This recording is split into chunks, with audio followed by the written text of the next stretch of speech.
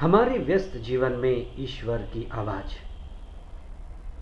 ईश्वर बहुरूपीय है। एक तो ईश्वर निराकार है, निर्गुण है, उसका कोई आकार नहीं, स्वरूप नहीं, इसलिए सभी के लिए उसको जान पाना कठिन है, मुश्किल है। वहीं ईश्वर का दूसरा रूप है साकार रूप, और बहुत कोई उस साकार रूप को जानना चाहते हैं, और उसी को जानने के लिए हमें जीवन में स्पष्टता चाहिए।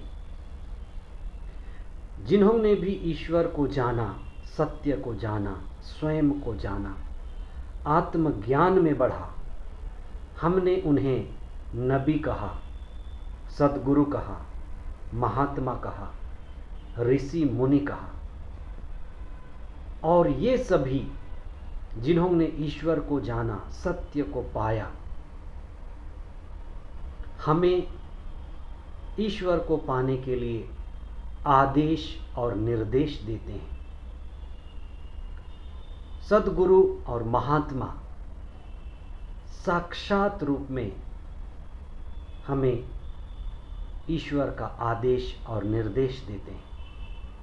हम इस पर चिंतन करें। 22 अगस्त 2025 शुक्रवार, 20वां सामान्य सप्ताह। संत मती का सुसमाचार अध्याय 22 पद संख्याएं 34 से 40 तक। पहला पाठ रूथ का ग्रंथ अध्याय 1 पद संख्या 1, पद संख्याएं 3 से 6, 14 से 16 और 22 तक। जीवन में स्पष्टता जरूरी है, और आत्मज्ञान के लिए, ईश्वर को पाने के लिए सतत प्रयास के मार्ग में स्पष्टता जरूरी है। We need clarity in life regarding truth and God. महात्मा, गुरु या नबी हमें कुछ सत्य के आधार पर आदेश और निर्देश देते हैं। वे सत्य को पाए, वे ईश्वर को जाने, और वे आत्मज्ञानी कहलाए। जैसे नबी मूसा, जिसने ईश्वर को गहराई से अनुभव किया, और ईश्वर के द्वारा उसे 10 आज्ञाएं मिली, और उन 10 आज्ञाओं को वह इस्राएलियों को दिया, और वे 10 आज्ञाएं ईश्वर को मानने के बराबर, ईश्वर के ही साक्षात रूप थे, जिसे संधि की मंजूषा कहा गया, स्वर्ग का द्वार कहा गया, अदृश्य ईश्वर को दृश्य रूप में अनुभव करने का मार्ग। लेकिन ये 10 आज्ञाएं ईसा के आते आते 613 नियम और उपनियम में बदल गए। धर्म के साथ ऐसा ही होता है। धर्म धीरे धीरे शुद्ध से विकृत हो जाता है, मूल से धूल हो जाता है, और इसी बीच में धर्म से आत्मा चली जाती है। सिर्फ जड़ रह जाता है, चेतन समाप्त हो जाता है। इसलिए जड़ और चेतन में स्पष्टता चाहिए। स्पष्टता के कारण ही हमें सवाल पूछने होते हैं, बार बार पूछने होते हैं। और इसीलिए ईसा के समय उनके शिष्यों के पास, और जो भी फरीसी और शास्त्री ईसा के पास आए, उन्होंने अपने जीवन में स्पष्टता के लिए सवाल पूछा। और ईसा से उन्होंने पूछा, प्रभुवर, कौन सी आज्ञा सबसे महत्वपूर्ण है। और ईसा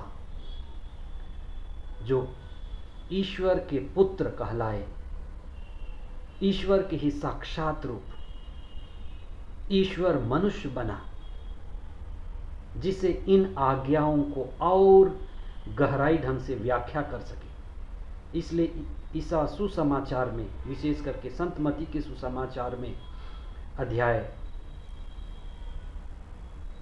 5 में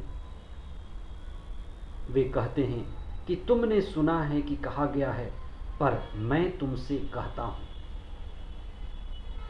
ईश्वर जो सत्य है, वही सारे अस्तित्व का मालिक है, प्रभु है, स्रोत है, उद्गम है। इसीलिए प्रभु कहते हैं कि अपने ईश्वर को सारी शक्ति से, सारी बुद्धि से, सारे हृदय से तुम प्रेम करो। इसका अर्थ है सबसे पहले ईश्वर के राज्य की खोज करो और अपनी सारी शक्ति, शरीर की शक्ति, मन की शक्ति, हृदय की शक्ति, सारी ऊर्जा प्रभु को पाने में, प्रभु के प्रेम में लगा दो। हमें जड़ से चेतन तक पहुंचने की जरूरत है। और जब हम ईश्वर से जुड़ते हैं तो परम आनंद को पाते हैं। हृदय में वही निवास करे, मन में हम उसी की चिंतन करें, हमारी शक्ति उसी की ओर प्रवाहित हो और हम कृपा पात्र बने। इसलिए जो ध्यान करते हैं, सारे मन से प्रभु का ध्यान करें, हमारा ध्यान प्रभु में ही लगा रहे। इसलिए आप इस पर ध्यान दें कि आपका मन कहाँ लगा होता है, आपका मन कहाँ भटकता है। प्रभु में ध्यान लगाए रहें, प्रभु का नाम लें, प्रभु के दिव्य वचन को पढ़ें और कई माध्यमों से हम प्रभु पर ध्यान लगाए रहें। हृदय से प्रभु को प्रेम करें। ईश्वर प्रेम स्वरूप है। ईश्वर को प्रेम करना, पड़ोसी को प्रेम करना, दूसरों को प्रेम करना, प्रकृति से प्रेम करना, जीव जंतुओं से प्रेम करना, सब प्रेम से ही जुड़ा है। प्रेम मतलब देना, प्रेम मतलब बांटना, बांटे।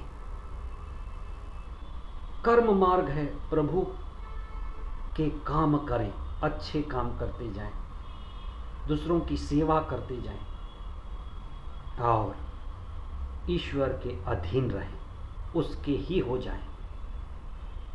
ईश्वर हमारे जीवन का केंद्र बिंदु बने, ना मीडिया केंद्र बिंदु बने, ना पैसा केंद्र बिंदु बने, ना कोई रिश्ता केंद्र बिंदु बने, प्रभु यीशु केंद्र बिंदु बने। इसलिए आप प्रार्थना करें, हे प्रभु, तू ही मेरा केंद्र है, स्रोत है, मैं तुम्हें पहला स्थान देता हूँ। ईश्वर को पहला स्थान देना और संपूर्ण हृदय से उसके राज्य का अधिकारी होना और अपने समय को, धन को, बुद्धि को, सबको उनके नाम के लिए, उनकी महिमा के लिए और लोगों के लिए, लोगों के कल्याण के लिए करते जाना ही आशीष पाना है।